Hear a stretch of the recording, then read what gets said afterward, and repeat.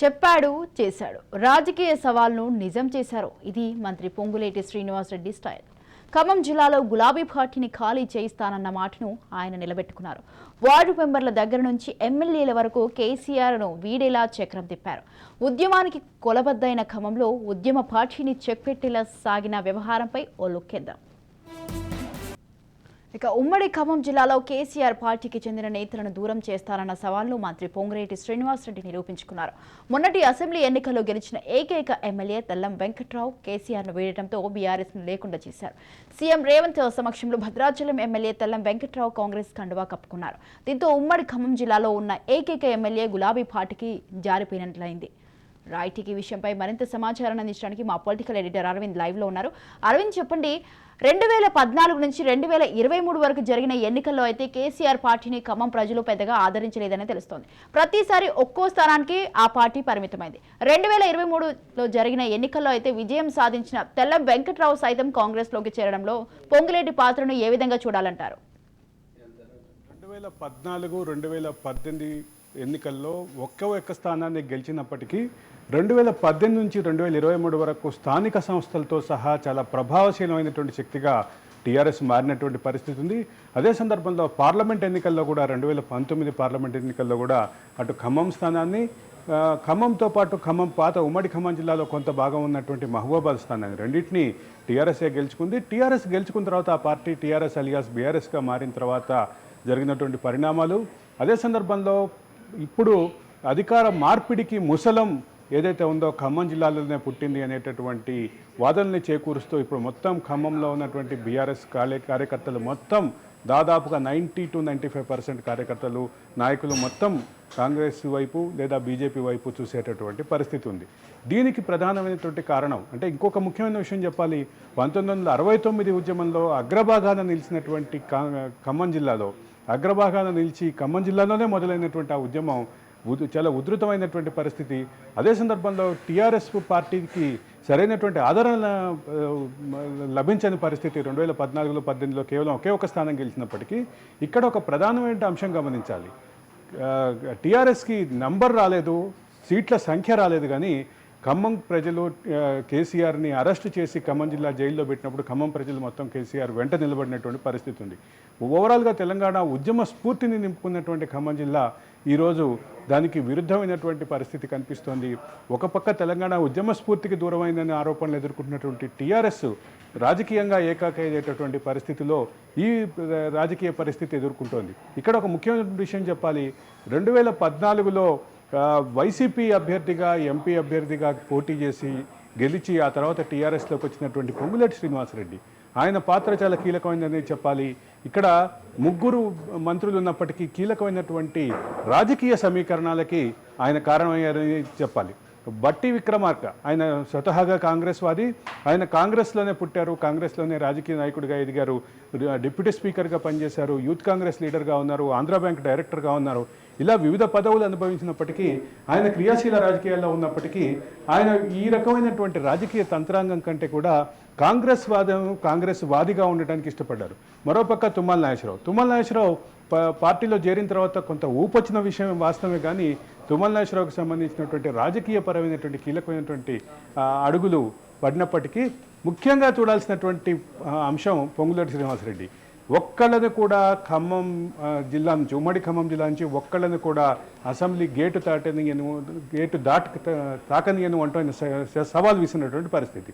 అటువంటి పొంగులేటి శ్రీనివాసరెడ్డి ఆ తర్వాత రాజకీయమైనటువంటి మంత్రాంగాన్ని నడపడంలో కానీ, తన ప్రభావాన్ని మిగతా జిల్లాల్లో, వరంగల్ జిల్లాలో కానీ, నల్గొండ జిల్లాలో కానీ, మహబూబ్ నగర్ జిల్లాలో కానీ, ఇట్లాంటి ఉమ్మడి జిల్లాల్లో కీలకమైనటువంటి ప్రభావశీలమైనటువంటి వ్యక్తిగా మారారు. రాజకీయ పునరీకీకరణకి, కాంగ్రెస్ పార్టీ పునరుత్తేజానికి పొంగులేటి శ్రీనివాసరెడ్డి కారణమయ్యారని చెప్పక తప్పదు. ఇక్కడ ఒక విషయం క్లియర్గా చెప్పాలి.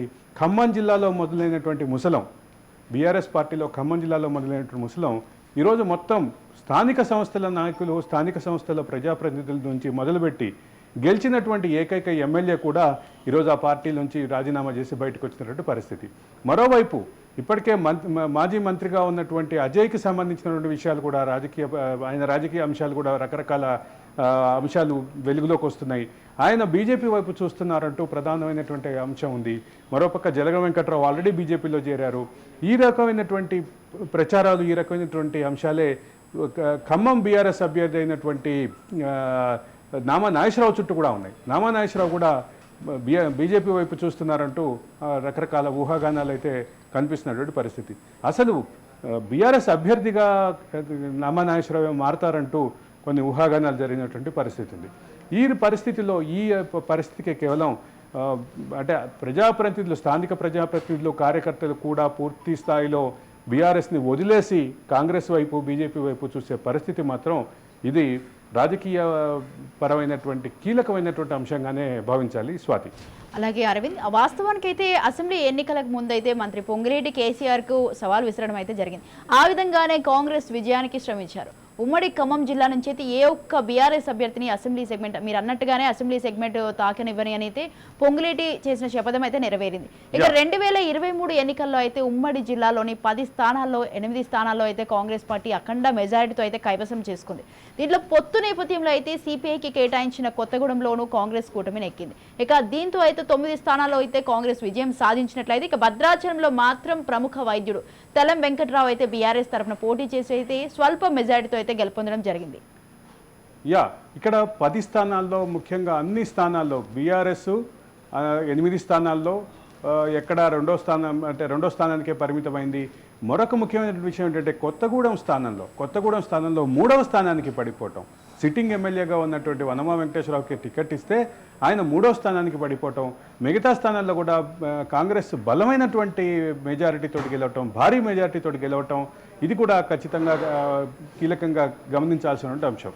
ఒకటి 2023లో గతంలో టీఆర్ఎస్ సంఖ్యాపరంగా సీట్ల పరంగా గెలవనప్పటికీ రాజకీయపరమైనటువంటి పునరేకీకరణ, అదే సందర్భంలో రాజకీయపరమైనటువంటి ఓటు బ్యాంక్తో పాటు బలమైనటువంటి సానుభూతి పరులను కలిగి ఉండింది బీఆర్ఎస్. ఆ పరిస్థితి కూడా ఈరోజు దూరమైనటువంటి పరిస్థితి అయితే క్లియర్గా ఉంది ఖమ్మం జిల్లాలో ఈ మొత్తాన్ని ఆయన చెప్పాడు, చేశాడు అనేటటువంటి విషయం ఖచ్చితంగా మాట్లాడుకోవాల్సిందే. అది మాట్లాడుకోకుండా ఈ అంశం అసంపూర్తిగానే ఉంటుంది. పొంగులేటి శ్రీనివాసరెడ్డికి సంబంధించినటువంటి రాజకీయ ఎత్తుగడ ఏదైతే ఉందో ఆయన టార్గెట్ పెట్టి చేసినటువంటి పరిస్థితి. మరొక పక్క ఖమ్మం జిల్లా రాజకీయాల్లో కాంగ్రెస్లో అంటే గత 40-50 సంవత్సరాలుగా ఉన్నటువంటి ప్రధాన అంశం ఏంటంటే కాంగ్రెస్ వాళ్ళనే ఓడించుకుంటారు అని. కానీ ఈసారి ముగ్గురు ప్రధాన నాయకులు కూడా సమిష్టిగా ప్రచారం చేశారు, సమిష్టిగా కార్యకర్తల్ని నడిపించారు. ఒక ఖమ్మం జిల్లాకి సంబంధించినటువంటి ఒక సమగ్రమైనటువంటి టీమ్గా బయలుదేరింది. అన్ని సామాజిక వర్గాలని, అన్ని కూటములని, అన్ని రకాల వర్గాలని, వివిధ వర్గాలని, సింగరేణి కార్మికులని, ఆర్టీసీ కార్మికులని, రైతులని, మిర్చి రైతులని, ప్రతి రైతులని, పొగాకు రైతులని అందరినీ కలుపుకొని పోవటంలో కాంగ్రెస్ సక్సెస్ అయింది. ఈ సక్సెస్కి ప్రధానంగా కారణమైనటువంటి ముగ్గురికి మంత్రి పదవులు దొక్కినాయి. అయితే ఇక్కడ ప్రధానంగా గమనించాల్సినటువంటి అంశం ఏంటంటే రాజకీయ పునరేకీకరణలో చాలా కీలకమైనటువంటి పాత్ర పోషించేది మాత్రం ఖచ్చితంగా 100% పొంగులేటి శ్రీనివాసరెడ్డి అని చెప్పాలి. అందరినీ కలుపుకొని పోయి ముందుకు నడపడంలో పొంగులేటి శ్రీనివాసరెడ్డి చాలా కీలక పాత్ర పోషించారని చెప్పక తప్పదు. Swathi. Right, thank you Aravind, thanks for the live updates. Revanth సర్కారు వచ్చిన నాటి నుంచి సీఎంతో 2 పర్యాయాలు కలిసిన బీఆర్ఎస్ ఎమ్మెల్యే వెంకట్రావు కేసీఆర్ వీడే సంకేతాలు ఇవ్వకనే ఇచ్చేశారు. తుక్కుగూడ సభలో సైతం ఆయన పాల్గొన్నారు. చివరకు సీఎం రేవంత్ సమక్షంలో కాంగ్రెస్ తీర్థం పుచ్చుకున్నారు. దీని వెనుక మంత్రి పొంగిరెడ్డి దృష్టి పెట్టడం చాలా కీలకమని చెప్పాలి. ఈ ఎఫెక్ట్ పార్లమెంట్ ఎన్నికలతో పాటు పంచాయతీ ఎన్నికలపై కూడా ప్రభావం చూపనుంది. ఇక ఎమ్మెల్యే చేరికతో ఉమ్మడి ఖమ్మం జిల్లాలో బీఆర్ఎస్ పార్టీ పూర్తిగా ఖాళీ అయింది. అసలు ఖమ్మం జిల్లాలో కేసీఆర్ అండ్ టీంకు చెక్ పెట్టేంత అవసరం ఎందుకు ఏర్పడింది అన్నది మా ప్రతినిధి ఉపేందర్ అందిస్తారు. ఉపేందర్, చెప్పండి, జరగనున్న పార్లమెంట్ ఎన్నికల్లో అయితే బీఆర్ఎస్ నుంచి పెద్దగా పోటీ ఉండదనే ప్రత్యర్థులు అంటున్నారు. ఈ క్రమంలోనే అయితే ఖమ్మం జిల్లాలో బీఆర్ఎస్ ఖాళీ అయిందని చెప్పాలి. ఆ ప్రభావం ఎలా ఉండబోతుందంటారు? రైట్ స్వాతి, జిల్లాలో కీలక నేతలంతా ఒక్కొక్కరుగా గులాబీ గుడ్డుని వదిలేసినట్టు కాంగ్రెస్ పార్టీ వైపు అయితే వెళ్తున్న పరిస్థితి కనిపిస్తుంది. ఏదైతే ఇప్పటికే ఏది ఖమ్మంకు సంబంధించినటువంటి ముఖ్య కార్పొరేటర్లతో పాటు ఇటీవల ఏదైతే నిన్న సాయంత్రం కూడా భద్రాచలం ఒక్క ఎమ్మెల్యేగా ఉన్నటువంటి భద్రాచలం ఎమ్మెల్యే కూడా తెల్ల వెంకట్రావు కూడా అటు కాంగ్రెస్ పార్టీలో చేరడంతో అయితే ఇక్కడ ఖమ్మం జిల్లాలో కాంగ్రెస్ గులాబీ పార్టీ అయితే ఖాళీ అని చెప్పుకోవచ్చు. ఎందుకంటే ఇప్పటికే జిల్లా వ్యాప్తంగా ఉన్నటువంటి ముగ్గురు మంత్రులు క్లీన్ చిప్ చేస్తున్న పరిస్థితి కనిపిస్తుంది. ప్రధానంగా ఇప్పటికే పార్లమెంట్ ఎన్నికల నేపథ్యంలోనే ఆ పార్టీ ప్రతిష్టను పెంచేందుకోసం మిగతా పార్టీలో ఉన్న వారందరినీ కూడా తమ పార్టీ వైపు అయితే మళ్లించుకుంటున్నారు. ప్రధానంగా పార్టీలకు సంబంధించినటువంటి లేదా రాజకీయ పార్టీలకు సంబంధించిన వారందరినీ కూడా తమ వైపు మళ్లించుకోవడంలో సఫలీకృతులయ్యారని మనం చెప్పుకోవచ్చు. ఎందుకంటే ఇక్కడ ఖమ్మం జిల్లాకు సంబంధించి ఇప్పటికే తెలంగాణ ఉద్యమంలో కీలక భూమిక పోషించింది. కేసీఆర్ కు సంబంధించి ఇక్కడే అయితే కేసీఆర్ ఇక్కడి నుంచి కూడా అయితే అతను నిరామరణ దీక్ష కూడా ఇక్కడి నుంచి ఉపసంహరణ చేయడం జరిగింది. అయితే ఈ నేపథ్యంలో ఇక్కడనే నాటకీయ పరిణామాల నేపథ్యంలో ఖమ్మంకు అటు కేసీఆర్ కూడా తరలించడం జరిగింది. అయితే ఇక్కడైతే ప్రారంభమైందో అక్కడి నుంచే పాత్రమైంది కూడా అని చెప్పుకోవచ్చు. ఎందుకంటే ఇక్కడ ఈ జిల్లా నుంచి కూడా తెలంగాణ ఉద్యమం ఉవ్వెత్తున ఎగసిపడింది. అటు బీఆర్ఎస్ పార్టీకి కూడా జవసత్వాలు వచ్చిన పరిస్థితి కనిపిస్తుంది. ఆ నేపథ్యంలో ఇప్పుడు ఖమ్మం జిల్లా కూడా కాంగ్రెస్ ఏదైతే బీఆర్ఎస్ పార్టీకి సంబంధించి ఇప్పటికీ ఒక్కొక్కరుగా వెళ్ళిపోతుండటంతో అటు బీఆర్ఎస్ పార్టీ పతనం కూడా ప్రారంభమైందని మనం చెప్పుకోవచ్చు. ఖమ్మం జిల్లాకు సంబంధించినటువంటి ప్రధానంగా ఉన్నటువంటి ఏదైతే పొంగులేటి శ్రీనివాసరెడ్డి కావచ్చు, తుమ్మల నాగేశ్వరరావు కావచ్చు, వీరందరినీ కూడా బీఆర్ఎస్ పార్టీలోకి చేర్చుకున్నారు. అయితే ఆ బీఆర్ఎస్ పార్టీలో వారికి సముచిత స్థానం కల్పించకపోవడంతో అటు వారు కాంగ్రెస్ పార్టీపై వెళ్లారు. ఆ నేపథ్యంలోనే అక్కడ ఒక బీఆర్ఎస్ పార్టీకి సంబంధించినటువంటి పతనం అయితే ప్రారంభమైందని మనం చెప్పుకోవచ్చు. ఎందుకంటే వీరు వెళ్లడంతో పాటు జిల్లా వ్యాప్తంగా ఉన్నటువంటి 10 నియోజకవర్గాల్లో 10కి 10 స్థానాలు కాంగ్రెస్ గెలుచుకుంటుందని చెప్పేసి అటు పొంగులేటి శ్రీనివాసరెడ్డి కూడా శపథం చేయడం, అటు శపథం కూడా నెరవేరడం అయితే ఈ ఖమ్మం జిల్లాలో కాంగ్రెస్ పార్టీ లేదని చెప్పేసి కాంగ్రెస్ పార్టీ జవసత్వాలు వచ్చాయని చెప్పుకోవచ్చు. అదేవిధంగా బీఆర్ఎస్ పార్టీ కూడా మొత్తం కూడా ఖాళీ అని అయితే మనం చెప్పుకోవచ్చు. ఎందుకంటే కాంగ్రెస్ పార్టీకి సంబంధించినటువంటి ముఖ్య నేతలంతా కూడా కీలకంగా వ్యవహరిస్తున్నారు. ఏదైతే ఇప్పుడు పార్లమెంట్ ఎన్నికల్లో గెలిపే లక్ష్యంగా కూడా వారైతే పావులు కట్టుతున్న పరిస్థితి కనిపిస్తుంది. అటు రాష్ట్ర వ్యాప్తంగా ఉన్నటువంటి కీలక నేతలంతా కూడా ఖమ్మం జిల్లాపై అయితే ప్రత్యేకంగా దృష్టి సారించారు. ఖమ్మం జిల్లాలో అటు బీఆర్ఎస్ పార్టీని ఖాళీ చేయాలని చెప్పేసి ఆ నేపథ్యంలోనే ఇక్కడ మొత్తం వారు ఆకరేషన్ ఆపరేషన్ భాగంగా మొత్తం కూడా ఇక్కడ ఉన్నటువంటి వారందరూ కూడా తమ పార్టీలో మళ్లించుకోవడానికి అయితే ప్రయత్నాలు కొనసాగుతున్నారు.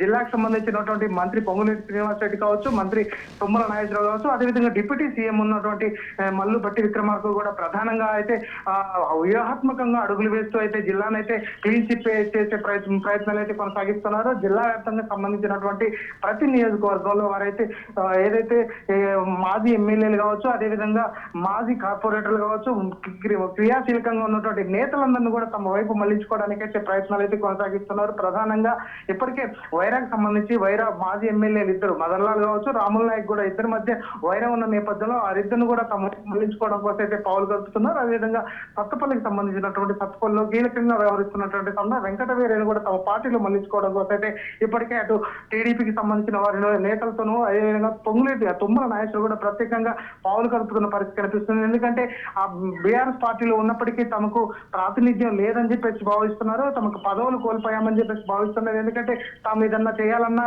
ఇబ్బందులు పడుతున్నాం అనే నేపథ్యంలో వారంతా కూడా బీఆర్ఎస్ నుంచి అయితే వీడిపోయి కాంగ్రెస్ పార్టీలో చేరాలని అయితే భావిస్తున్నారు. ప్రధానంగా ఏదైతే తమ అనుచరులు కూడా కాపాడుకోవడం కోసం అయితే ఆ పార్టీని అయితే మారుతున్న పరిస్థితి కనిపిస్తుంది. ఇక జిల్లాకు సంబంధించినటువంటి కీలకంగా వ్యవహరిస్తున్నటువంటి 40 సంవత్సరాల సుదీర్ఘ అనుభవం ఉన్నటువంటి తుమ్మల నాగేశ్వరరావు కావచ్చు, అదేవిధంగా ఇటీవల బాగా ప్రాచుర్యంలోకి వచ్చినటువంటి పొంగులేటి శ్రీనివాసరెడ్డి కూడా వ్యూహాత్మక అడుగులు వేస్తున్న పరిస్థితి కనిపిస్తుంది. ఇక ఈ పార్లమెంట్ ఎన్నికల్లో ప్రత్యర్థి పార్టీలకు కనీసం స్థానం కూడా కల్పించకుండా చేయాలని చెప్పేసి అయితే భావిస్తున్న నేపథ్యంలో జిల్లాలో మాత్రం కాంగ్రెస్ పార్టీ అయితే వ్యూహాత్మక అడుగులు వేస్తుంది. జిల్లాకు సంబంధించినటువంటి కీలక నేతలందరినీ కూడా తమ పార్టీలో చేర్చుకునేందుకైతే ప్రయత్నాలు కొనసాగిస్తుంది. ఇటీవల ఏదైతే కేసీఆర్ కూడా ప్రత్యేకంగా ఇప్పటికీ కాంగ్రెస్ గేట్లు తెరిచామని చెప్పడంతో అయితే ఇక్కడ ఉన్నటువంటి సెకండ్ కేడర్ సంబంధించినటువంటి నేతలంతా కూడా కాంగ్రెస్ పార్టీ వైపు అయితే మళ్ళుతున్న పరిస్థితి కనిపిస్తుంది. ఎందుకంటే స్థానికంగా ఉన్నటువంటి నేతలు తమ పనులు జరగాలన్నా లేకపోతే తమ కేడర్ని కాపాడుకోవాలన్నా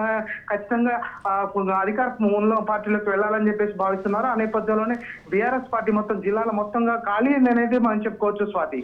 right, thank you Upender, thanks for the details.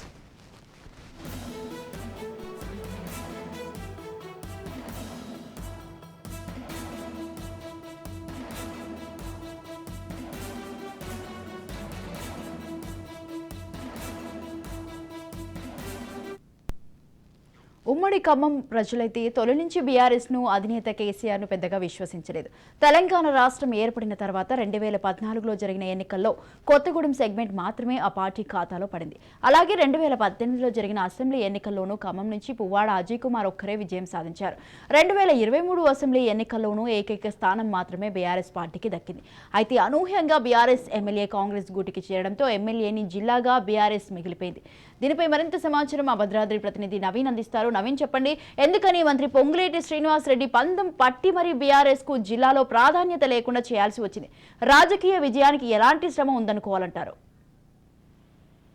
Right party గత అంటే 9 సంవత్సరాలు కూడా పాలించినటువంటి బీఆర్ఎస్ ప్రభుత్వానికి అయితే ఎదురుదెబ్బలు తగులుతున్నాయని చెప్పేసి ముఖ్యంగా మనం చూసుకుంటే ఉమ్మడి ఖమ్మం జిల్లాలో గత 3 ఎన్నికల నుంచి కూడా అంటే ఉమ్మడి జిల్లా ప్రజలైతే బీఆర్ఎస్ అయితే అంటే సంగీత స్థానం ఇవ్వలేదని చెప్పేసి అంటే భద్రాద్రి జిల్లా వ్యాప్తంగా చూసుకుంటే 2014లో మరియు 2023లో కేవలం ఒకే ఒక స్థానానికి అయితే పరిమితం చేసినట్టుగా కూడా చూడవచ్చు. అయితే అంటే గతంలో చూసుకుంటే బీఆర్ఎస్ ప్రభుత్వం ఉన్న నేపథ్యంలో అక్కడ వారి అంటే హడాయి నడిచింది. కానీ ఏదైతే 2023లో కాంగ్రెస్ ప్రభుత్వం అధికారంలోకి వచ్చినప్పటి నుంచి కూడా అంటే ఏదైతే పొంగులేటి శ్రీనివాసరెడ్డి కాంగ్రెస్ పార్టీలో చేరడానికి ముహూర్తం పరాజనప్పటి నుంచి కూడా ఇటు జిల్లాలో అయితే నాయకులందరూ కూడా ఒక్కొక్కరుగా బీఆర్ఎస్ పార్టీ నుంచి అయితే ఈ యొక్క కాంగ్రెస్ పార్టీలోకి వలసలు పోతున్నారని చెప్పేసి అయితే ఎన్నికలకు ముందు పొంగులేటి శ్రీనివాసరెడ్డి చేసినటువంటి అంటే ఈ ఉమ్మడి జిల్లాలో ఉన్నటువంటి 10 నియోజకవర్గాలలో కూడా ఏ ఒక్కరిని కూడా అంటే బీఆర్ఎస్ తరఫున అసెంబ్లీ గేట్ దాటని శపథం చేశారు. దాని ప్రకారం ఏదైతే మనం జరిగినటువంటి 2023 ఎన్నికలలో 9 నియోజకవర్గాలలో అంటే కొత్తగూడెం నియోజకవర్గంలో కాంగ్రెస్ బలపరిచినటువంటి పునమేని సాంబశివరావు గెలిచిన నేపథ్యంలో 9 నియోజకవర్గాలను కూడా కాంగ్రెస్ పార్టీ అయితే స్వచ్ఛమైన ఆధిక్యతతో అక్కడ అభ్యర్థులను అయితే గెలిపించుకున్న పరిస్థితి ఉంది. కానీ కేవలం భద్రాచల నియోజకవర్గాల్లో పిల్ల వెంకట్రావు ఒక్కరు మాత్రమే గెలుపున్న పరిస్థితి కూడా ఉంది. అయితే ఆయన గెలిచిన మొదటి రోజు నుంచి కూడా ఇక కాంగ్రెస్ పార్టీలోకి వెళ్ళిపోతారంటూ కూడా ప్రచారం సాగింది. దానికి అనుగుణంగానే ఇటు పిల్ల వెంకట్రావు అంటే ఇటు పొంగులేటి శ్రీనివాసరెడ్డి అనుచరుడుగా ఉన్నటువంటి పిల్ల వెంకట్రావు ఆయన గెలిచిన పిల్ల నుంచి కూడా కాంగ్రెస్ పార్టీ విజయుడిగానే ఆయన సాధించుకుంటూ వస్తున్నారు. అయితే గతంలో మనం చూసుకుంటే అంటే ఇటు పొంగులేటి శ్రీనివాసరెడ్డికి తక్కువ ఉండడం, అదేవిధంగా కుటుంబ సమేతంగా రేవంత్ రెడ్డిని కలిసి ఈ యొక్క కాంగ్రెస్ పార్టీని చేరుతారంటూ అయితే అంటే వినిపించిన నేపథ్యంలో అయితే మనకు జరిగినటువంటి టికెట్ కూడా సభలోనే ఇలా మొత్తం అంటే అధికారికంగా అయితే కాంగ్రెస్ పార్టీలో చేరినట్టుగా కూడా చూడవచ్చు. అయితే ఏదైతే మొదటి నుంచి కూడా సీఎం కేసీఆర్ అంటే ఏదైతే నాయకుల పరంగా చూపించినటువంటి ఒక దానికి కారణమే అంటే శ్రీనివాస్ రెడ్డి పార్టీలోకి బయటకు రావడం, అదేవిధంగా పార్టీలోకి బయటకు వచ్చినప్పటి నుంచి కూడా ఇటు బీఆర్ఎస్ పార్టీలోకి ముఖ్య నాయకులందరినీ కూడా ఒక్కొక్కరిగా అయితే ఈ కాంగ్రెస్ పార్టీ చూపెట్టారని చెప్పేసి ముఖ్యంగా మనం భద్రాద్రి జిల్లాలో చూసుకుంటే ఇటు కొత్తగూడెంలో చూసుకుంటే కొత్తగూడెంలో ఇటు జడ్పీ చైర్మన్ ఉన్నటువంటి కంచర్ల చంద్రశేఖర్ కావచ్చు, లేకపోతే ఇల్లందులో మున్సిపల్ చైర్పర్సన్ గా ఉన్నటువంటి నాయకులు కావచ్చు, లేకపోతే వార్డు మెంబర్లు, సర్పంచ్ ప్రతి ఒక్కరు కూడా ఏదైతే ఇటు బీఆర్ఎస్ పార్టీ నుంచి అయితే కాంగ్రెస్ పార్టీలోకి వచ్చినట్టుగా కూడా మొత్తంగా మనం చూసుకుంటే ఇటు కాంగ్రెస్ పార్టీ ఇప్పుడు 2023 ఎన్నికల తర్వాత ఈ జిల్లాలో అయితే మరింత బలపడినట్టుగా కూడా ఇదంతా కూడా ఏదైతే ఇప్పుడు పార్లమెంట్ ఎన్నికలకు సంబంధించి పార్లమెంట్ ఎన్నికలలో ఇటు ఖమ్మం నియోజకవర్గానికి సంబంధించి 2 నియోజకవర్గాలు ఇటు అంటే కొత్తగూడెం అక్షరపేట ఉన్నాయి, అదేవిధంగా ఇల్లందు పిరపాక భద్రాచలం మైబాద్ పార్లమెంట్ ఉన్న నేపథ్యంలో ఇటు పార్లమెంట్ ఎన్నికల్లో కూడా బీఆర్ఎస్ కి చాలా పెద్ద దెబ్బ అని కూడా చెప్పచ్చు. ఎందుకంటే ఈ యొక్క 5 నియోజకవర్గాలకు సంబంధించిన ప్రజలందరూ కూడా ఇటు కాంగ్రెస్ పార్టీకి పట్టేస్తే అంటే ఇప్పుడే కానీ కాదు మొదటి నుంచి కూడా సాంప్రదాయ ఓట్ బ్యాంకింగ్ అంటే కాంగ్రెస్ పార్టీకి కలిగి ఉండటంతో అదేవిధంగా ఇటున్న నాయకులందరూ కూడా ఇటు బీఆర్ఎస్ నుంచి జారిపోతున్నట్టు కాంగ్రెస్ పార్టీకి అయితే కలిసి వచ్చే అంశంగా కూడా చెప్పొచ్చు sir. Right, thank you Naveen, thanks for the details.